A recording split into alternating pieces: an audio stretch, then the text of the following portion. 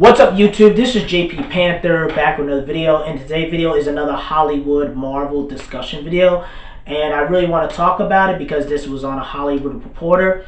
And again, I guess this is more of a Hollywood Reporter, a news thing, whatever, where it was a whole discussion. You guys know, for all these studio heads, like Alan Horn. He's the guy who's in charge of the Disney Marvel studio side. He's like the head chairman of that. And then you had the Sony executives and the Universal. It was like around the house discussion video, I guess they had, and this article popped up, right? And the reason why it's important to talk about this article, because Alan Horn in the article, again, I'm going to link the article in the description box down below, and it's super long. It's them talking about Hollywood and how Netflix and, Disney Plus and all these streaming services and how it's going to affect Hollywood and stuff like that. Again, it's like a long article and a long video. You guys could read the whole entire thing. I'll link it in the description box down below.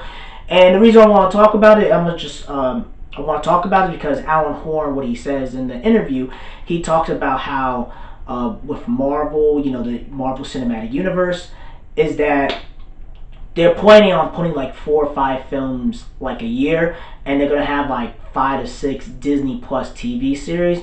So if you add that together, that's 10 or 11 Disney Plus TV show and Marvel. That's 10 Marvel things, all 10, 11 Marvel things in 1 year, which is insane, which is crazy. But they were saying that the reason why, he was talking about in the interview, is that the reason why we can't have every single one of them as a TV show is because we need to give those slots for other big comic book franchise characters and stuff like that. And things with certain characters, it's not necessary to put all that money and marketing into a movie. It's better to just have them as a Disney Plus TV series, have them have their own adventures on the streaming platform, and then take the characters and throw them in the next MCU Marvel movie in the future. So they're being smart with the characters business-wise, because they know some comic book characters do well on television and some of them do really well on movies.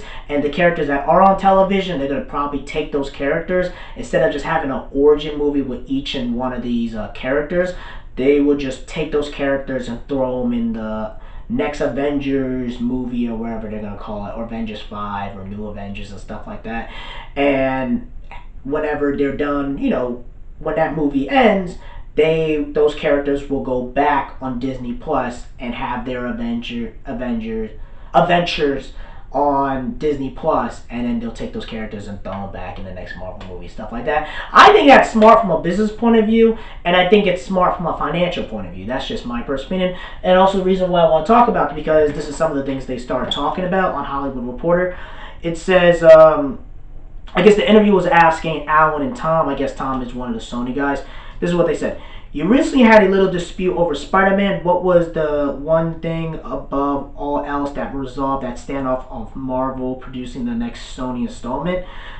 This is Alan Horn. This is what he's saying. The fan base, which is important to all of us, seemed to really respond to what Tom and his folks have done before with our people.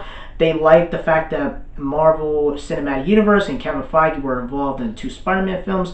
We heard feedback out there, and that suggests that joining forces again was probably really a good idea.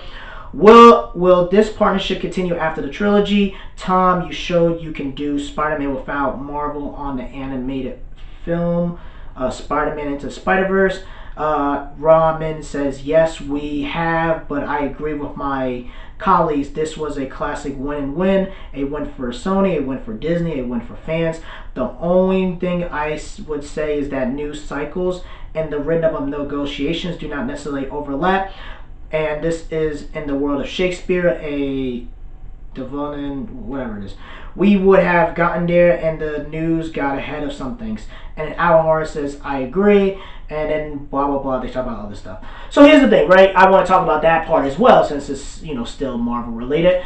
They saying that, oh, Tom Holland and the fans, stuff like that. I do agree that the fan backlash definitely had something to do with it, but let's just be honest. Let's just cut all the bull crap out. A lot of it is money. Spider-Man Far From Home made I'm trying to think the exact number.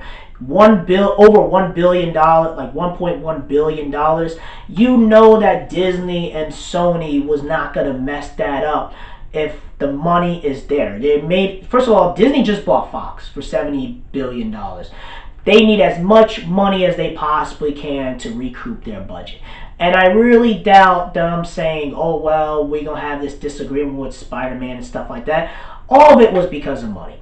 Don't be thinking, okay, Tom Holland is the one that got all these corporate greedy executives together because of the fan base and because of Tom Holland, stuff like that. Tom Holland's just an actor. I do think the fan backlash had a lot to do with it because people were going crazy and wilding out and acting all stupid, and even D23 and stuff like that, trying to boycott Sony and just wilding out and acting all stupid and crazy.